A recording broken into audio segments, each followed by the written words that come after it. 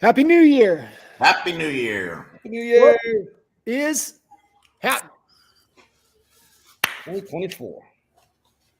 Here we go. What wave the magic wand. What are our prediction for this year? What are we thinking? Our wish list is that the Fed lowers rates 4 times this year. I think that would help.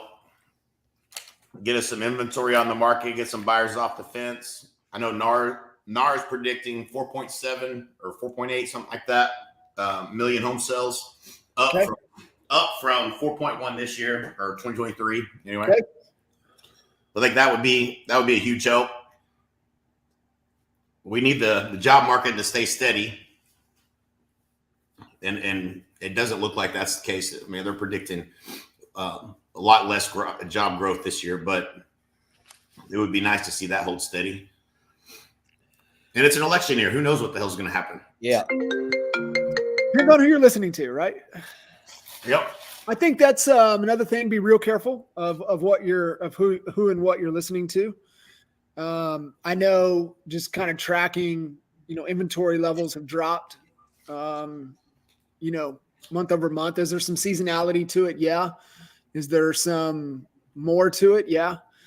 I think even what is available is not always, there's very seeing not the best of product available. Yep. So I think, talking to sellers, even I think one of the things, everybody listening in from an agent perspective, I mean, if you're not going to sleep, waking up thinking about listings, then you're thinking about the wrong thing. Mm-hmm. And I would rather y'all have 50 listings that aren't selling to have no listings at all. Yep. That's a better problem to solve, because what everybody needs to understand when you have listings, and the reason that most agents don't go after listings is because they don't have a framework, a system to model after to how to go articulate their value to get them. That's why they don't have listings. Right. And they would rather work with buyers, because all you got to do is make a friend and you can work with the buyer, but you got to have a system, a process, a way to articulate your value, a plan to be able to go get listings. And that's the only thing, right? But if you have that, then you change your mindset and you treat everybody as if they have a home to sell until you verify they don't. Yep. But the reason that you want listings is because you become so much more attractive. You become more attractive to other sellers. You become more attractive to buyers. You become more attractive to other real estate agents when you have listings. Listings. And it's the thing that we've said for over a decade. Really, and I think this is the game right now. It's leadership and listings. It's those two things. That's it. I mean, if you can hone in on your leadership capabilities, who you have to become, how you're leading yourself, how you're leading others, how you're really, showing up, and then everything that you're doing is getting listings, light years ahead of everybody. No doubt. Yep. Man, I'm seeing we're seeing some big activity going on here in the States and Canada. Got some big players making some moves over to us right now. Yeah. And it's so much fun to see that. Got some big people in Florida, here in Ohio, kind of all over, but we're talking names, like big names. So it's good to see that resurgence of, it seems to come in like an ebb and a flow. And we've been on some really, really fun calls lately. So that's been good to see. Make sure that you're going to your real estate events locally. You're networking the way you're, listening, doing more listening than talking, finding out, what their biggest challenges are, especially agents that are on that have a team and they're at a brokerage that they're not very team friendly. There's still brokerages out there that just aren't, they're just not built for teams. And but they're there, and they're there just because the pain of moving, exceeds the, the in their mind the benefit of making the move. But now I'm seeing teams that are, at brokerages like Howard Hanna and stuff like that are just not team centric, that are making this move over. So let's keep the pedal to the floor, and we're here to help you. Get in our calendar, send us a DM. Whatever we need to do to get on a Zoom with you and help you with a 3-way call is what we're here for. I love it. That's a great point. So, the two business book recommendations I'm pushing at everybody heading into the new year, obviously not mindset, but just the two foundational business books for anything, right? You're looking to grow or scale anything, is Hormosi's $100 million leads is number one. Number two is Patrick Bet-David's book. And I know, cause I don't know if you grabbed a copy yet. I know Al, you're all over it. It's one of the best business books I've read in a long time. Yeah. And it's a must. It's a must. And where I'm going with this question for the two of you, obviously picking the right enemy, but that's on everybody, right? That's doing that work individually, but the competition. And I want you, both of you, to throw it out there, kind of why maybe take the approach of understanding, because it's like what Bet-David talks about, man. He's like, he knew how to sell because he knew exactly what the competition was saying. Like, he shopped them. He knew word for word.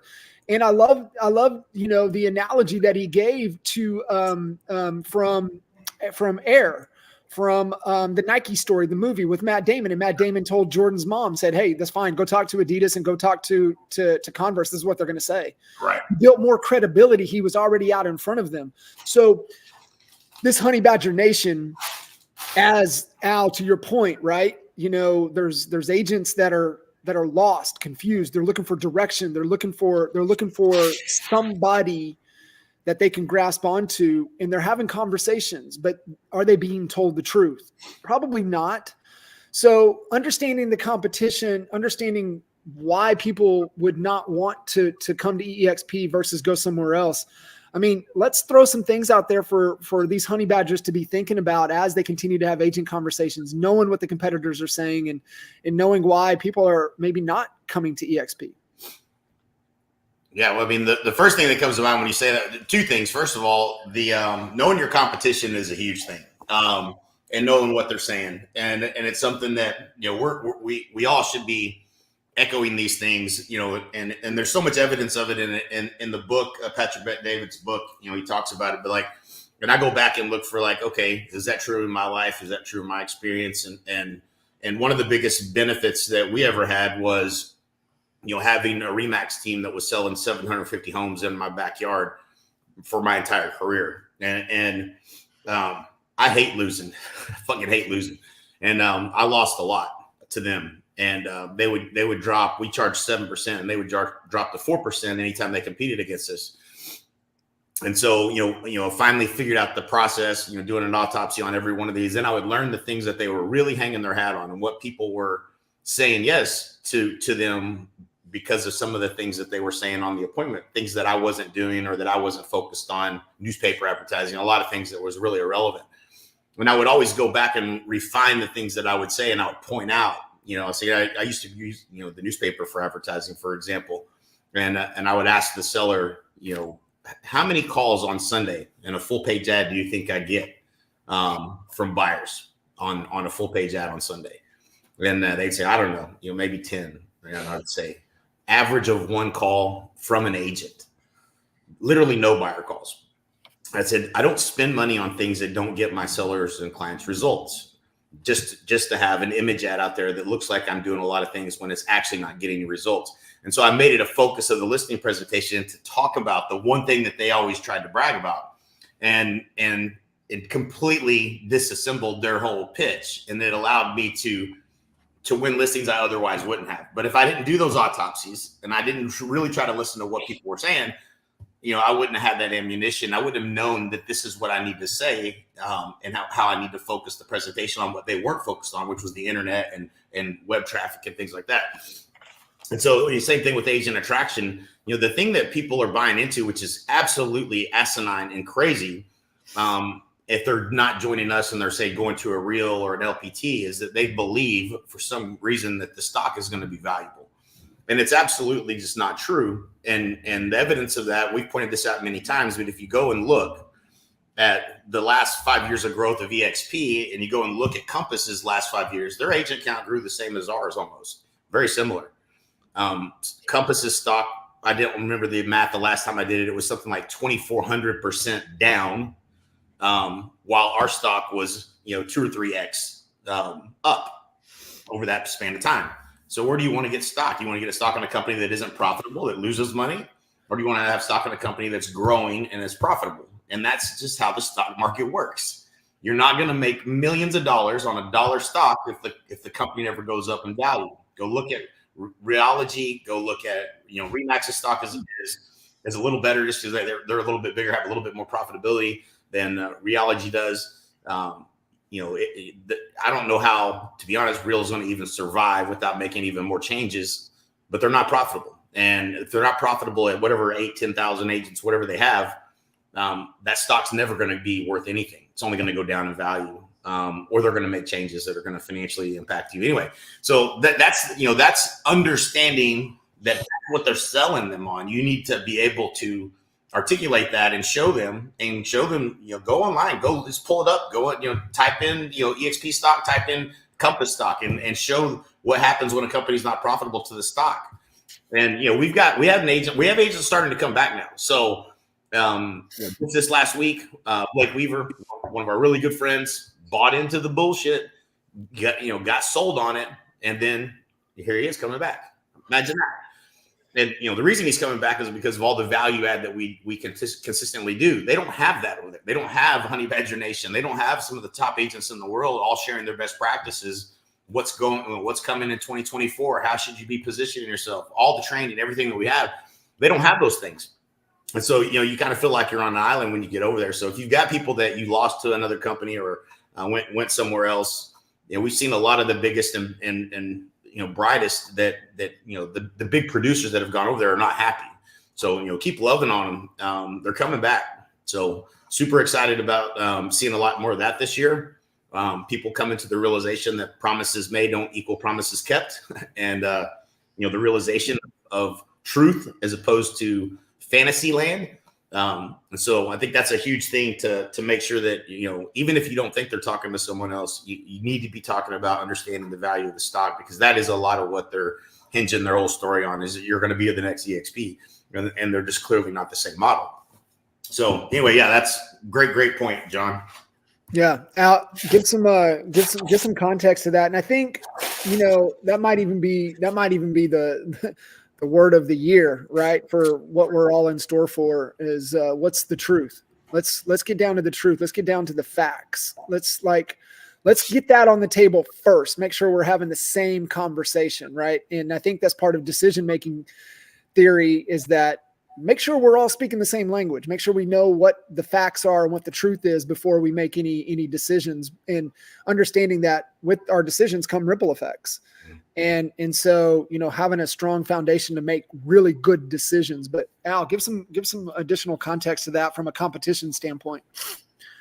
I think what's, as Jay was very well articulating what he had just shared, what was going through my mind is, when somebody leaves, being that we're like, a lot of us are real competitive, and like Jay said, I hate losing more than I even like winning. And that's just how I was built. And so in fighting that urge a little bit, being more emotionally intelligent and asking a better question, like, what is it that they believe? The truth is, it's not like these people are bad people. They're amazing people, just like the people we have here at EXP.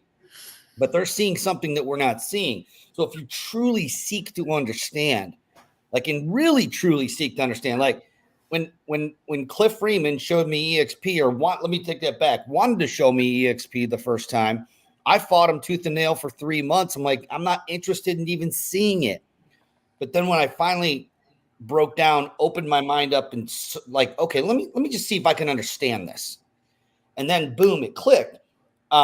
I think that it's important for us to try to see what they're seeing, understand them. And then, like Jay said, we have people that left and are coming back because they're seeing that the grass isn't greener over there. They dipped their toe in the water. They bought into whatever the promise was. But then when the reality hit of what they did, they're like, oh, crap, I messed up. I got to come back home. And so staying with them, doing this, the things that we've been coaching you to do for years right now, including making sure that you're sending out, making sure you're staying close to the people that left you. We always have I got my list, my hit list here. I have my red zone.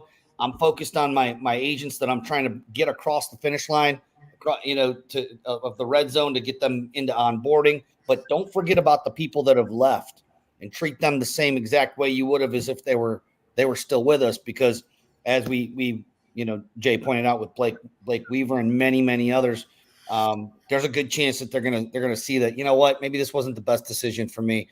Let me come home, and then we welcome them back. So that's the only thing I would really add. The other thing I wanted to really make sure everyone that's listening understands too is that today there's a pretty cool live. Jay, I don't know if you want to talk about it. Jay, along with Glenn Sanford, Michael Valdez, Brent Gove, Gene Frederick. I don't know who else is going to be on it, but our leaders here at the company are going to get on and do our 2024 address. And that's a great link. I put the link. It's expvisionupdate.com. I put the link in the comments of this live, but make sure that you not only get it to your people, get it to your leaders and your revenue share group that are, that you've sponsored, but also get it to your agents that you want, your recruits. Get it over to them. Let them hear from our leadership. That's what sold us when we went down to Fort Lauderdale and we sat there elbow to elbow with Glenn Sanford. He told us the vision. That's what bought us in. That's what helped make the decision so much easier. So get them in front. This is a great opportunity to get them in front of the best of the best. I'm not sure what else y'all are going to talk about, Jay, but maybe you want to touch a little bit on it. A little teaser. Yeah, I mean, there's not a lot of prep that goes into this. We all have some questions that we want to kind of ask Glenn and get his opinion on. He's certainly looked at as a thought leader in this industry, and so we did this at some point last year. It might have been right at the end of the year we did this, and it got a lot of people to tip over and come over to EXP because Glenn's very articulate. He's very smart. And when you get a lot of really good people on a call that are pro the agent, which is what the focus is of this company, is always about being pro agent. And the things that they're focused on is always pro agent. It just attracts people. So definitely share that link. I haven't spoke to Glenn in terms of like what his predictions are. I've read many of the predictions that are out there for this next year, all pretty much the same type of same type of predictions. But certainly, it looks like, I think the consensus is that there'll be more home sales this year than there was last year. That's great.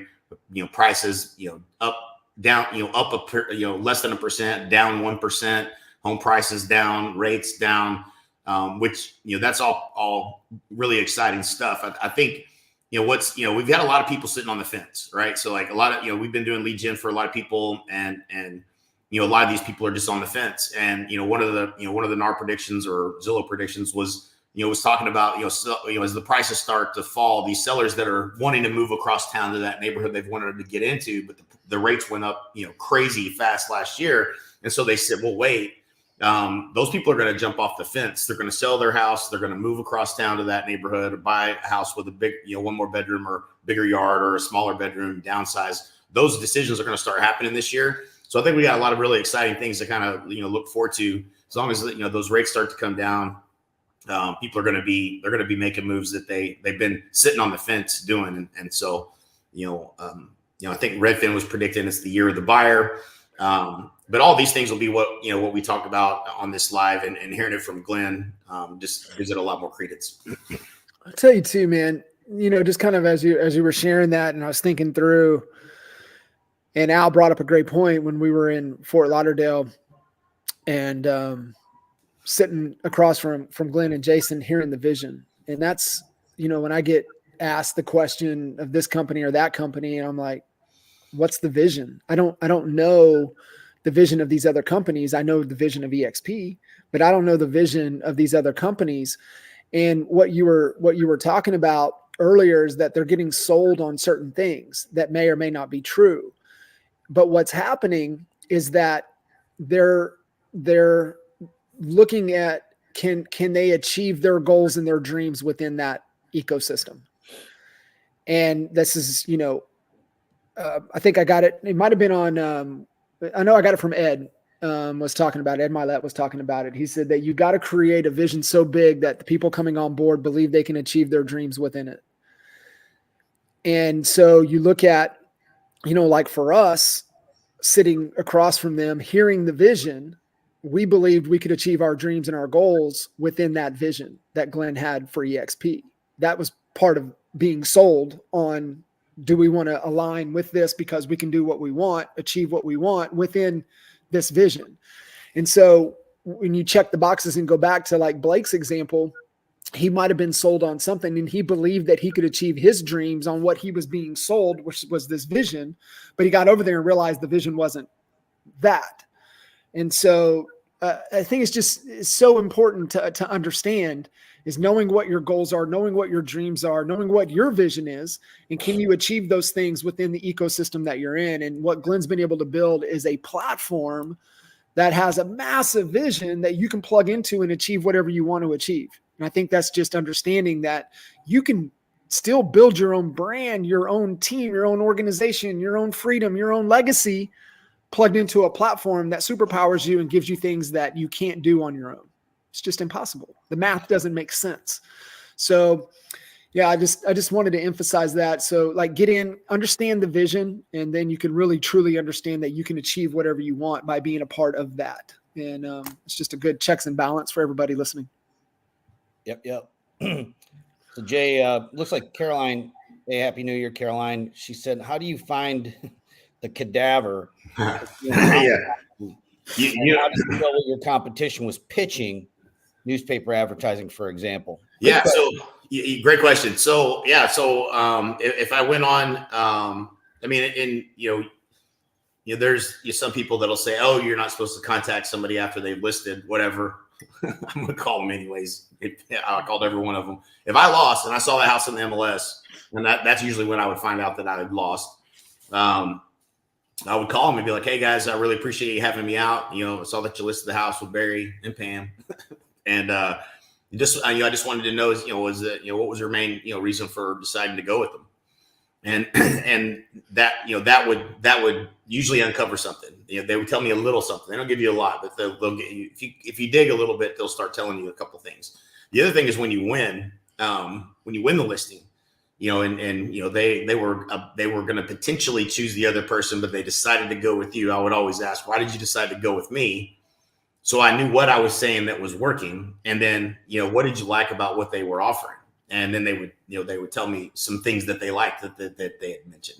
So I was always gathering this intel every single time, win or lose, that was helping me refine, how I communicate, what I really make a big deal out of, during the presentation to make sure I had an opportunity to win that listing. And always, just refining the conversation and refining how we were positioning things. Super important.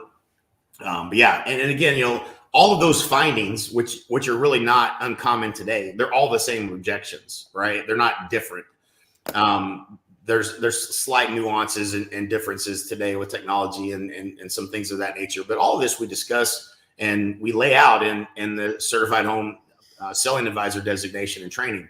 So, that process was built upon my years and years and years of going on thousands of listing appointments, losing a lot and winning a lot as well. But that refinement got put into a process, and we teach the process, right? And so some of these little nuances you pick up on there, we don't necessarily, like I knew they did newspaper. I was competing against them a lot. I made a big deal about that when I competed with them. And it ultimately kind of just made it as a part of my presentation, always in case I was competing with someone who was doing, big newspaper ads or big image ads or billboards everywhere. So those are, again, just, and then, the average agent that I would compete against they all had the same slide. They still probably use it today. It's that, the slide with like, it says you, and then all these portals, right? Like all these, it was the same slide. It was a list hub slide and every agent was using it. And I would make a point. So you've probably seen a slide, something like this, right? And I would point out most of these sites, there's not much traffic on. And by the way, have you ever heard of this one? Nope. Ever heard of this one? Nope. Ever heard of this one? Nope. Rather than focus on, we're going to put you on all these sites. This is part of what happens when we put it in the MLS, but we're not focused on that as part of the marketing plan. We're going to look at the top 5 websites that have the most buyer traffic, and we're going to showcase your home on those sites to make sure you're getting the most possible views possible. Does that make sense? Yeah, that makes sense, right? And so like those are just little nuanced things that that we talk about. We teach this in the CHBA class. So if you haven't gone through that, it might be time to go through it again. John, you said something earlier, I think again is needs to be a bigger focus in 2024. If you're generating buyer leads, you got to find out if they have a home to sell. You treat them all like a seller, and find out, if they have a home to sell. That's where a lot of the really great agents in the last couple of years have gotten most of their listings from, has been, refining that process to really make sure, hey, do you guys have a home to sell? Tell me more about your, that situation. Do you want to buy first, sell first, like that? Getting that information so that you're talking to a seller and you can treat them differently is certainly going to be more important, because these people are going to be ready to make those moves, whereas they have been sitting on the fence, and it's going to only get better probably. During the summer, it's kind of the expectation that rates are going to start. They probably won't lower them, this next round, but probably coming by summer, they're going to start lowering it. Rates, estimated to be a little bit above 6%. You get a 5.95% rate, and that's going to be a number. I remember when rates were 8%, back in the mid 2000s, early 2000s, and when things started dropping down into the 5s, man, people went. It was a frenzy. People, some people, they remember what rates they got, but they've been watching these rates for a few years now go up, up, up, and so they're going to be ready to take action when they see those rates fall. Yeah, for sure. So, Cuz, what time is the expvisionupdate.com? What time is that happening? Do we know? Today, I believe it's 4 o'clock Central Time. Okay. Be able to check that out. I know lay of the land. Make sure you guys get plugged in. Expert Mentors, noon Central, every Wednesday. First Wednesday of the year, we get to kick things off like we have the last 3 years with GoGo. I'm going to get us kind of a state of social media, if you will, and tease it a little bit. I know she's going to talk about things with AI and everything that she's got her finger on the pulse with AI and social media and marketing. And so that's always a fun conversation to kick Expert Mentors off the year with. And if you guys listening in didn't hear the last 2, we had Cuz on and Al on as kind of wrapped Expert Mentors last year up. So great conversations to go back and check out if you've missed those. And just remember, guys, honeybadgernation.com is your go-to resource, has all the links for all the calls and trainings and access to everything that we're talking about here, everything that we do, everything for you guys to plug into, honeybadgernation.com. Fellas, any final thoughts heading into the new year? Yeah, I saw something yesterday. I'm trying to think what the dadgum thing is called, and it might be on my phone. I think I saved it. Hopefully I took a picture of it. I know what it is. I got you. So there's a bill that's been proposed. It's HR 30 something. And it's a housing affordability bill that I think everybody should be paying attention to this. I think there's going to be a lot of focus around housing affordability, especially in the presidential year where housing has gone up through the roof, affordability wise.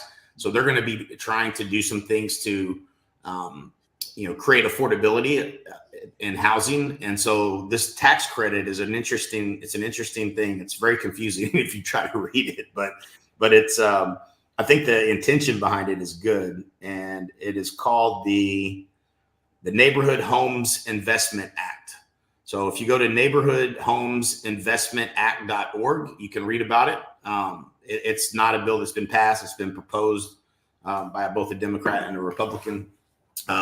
But I think there's going to be some interesting things that come from some of these, from this bill in particular, and then just as government and state governments look to try to create more affordability in housing, there's going to be some opportunities that come from that. So I think, that's something to kind of keep your eye on. What was it? House Bill what, Jay? It's how I can't remember. Let's see. This House Bill. If you look up, it's called the Neighborhood Homes Investment Act. Neighborhood Homes Investment Act. Neighborhood Homes. If you just Google that, it's HR 3940. Is the bill that's been proposed, and it's all about creating tax credits for people going and people that buy investment properties and fix them up and rehab them. So there's some significant kind of opportunities around the fixer upper. I think that's coming. Another in some of the research and just some of the reporting that I've been reading, there's going to be buyers that, the prediction this year is that buyers are going to be competing more for these fixer upper type homes to get a more affordable home. So if there's tax credits involved in that, that's going to create a kind of a new market around homes that are maybe not as nice or not, completely remodeled and things of that nature. So something to pay attention to, I think, this year, because I think that's going to be an interesting, and it could create some interesting opportunities in your marketplace and areas that maybe, didn't sell as often as easily as some other areas. Man, go back to decision-making theory and go into the ripple effect component. Like, you better lock down your trades. You better lock down your key people. You better lock down your contractors. Mm-hmm. I got a guy for that. You better lock them down because, man, I forget. It might've been listening to, it was Rogan conversation. One that he had, he said, like, you want to make some big money, like, go learn a trade these days. Yeah. Go learn a trade, because go try to hire a trade and see what happens. But if you've got those key people, and it's one of the things that I miss, right? I miss having all of those people on speed dial. I miss having, the appraisers on speed dial, the handyman on speed dial, the HVAC, the plumber, like, all of the trades to me is a massive opportunity within the real estate space, because, our real estate businesses generate leads for these trades. I just think there's opportunities to think outside the box, to align with people that could be really advantageous for your business and your growth.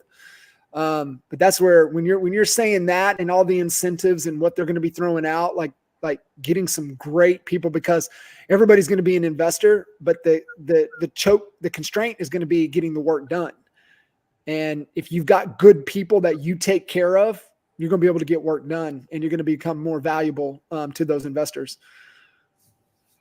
No doubt about that. And it's funny you brought that up, man. One of the coolest people I met in Puerto Rico, a dude by the name of Shai that owns a roofing company, and he learned all these trades. And he's in Puerto Rico, where it's really hard to get anything done. And he was telling me a story about how he got into it, and his uncle got him into, I can't remember if it was concrete or if it was something, it was plumbing or what it was, but he got into the trade. He's like, if you learn this trade, it will serve you for a lifetime. And it was such a fascinating story, but it's exactly what you were saying. Having those skills and being able to know, good work from bad and good contractor from bad, and then having those relationships, he's extremely valuable. He's able to get a lot more done.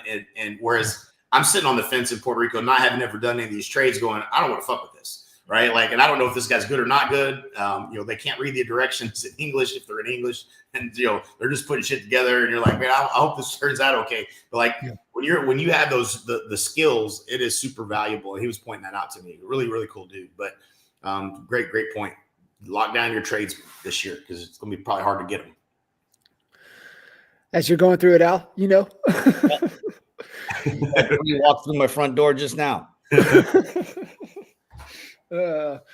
good stuff, man. It's going to be a fantastic year. I think sprinting into the best year of our life. And, I'm seeing it already. Those that hit the sprint button, 3, 4, 5 months ago, separation season, separation year. And I think just if truth and fact is not the word, I think consistency is the word. I think consistently showing up, consistently doing the things within your control, consistently doing the hard work, consistently trusting the process.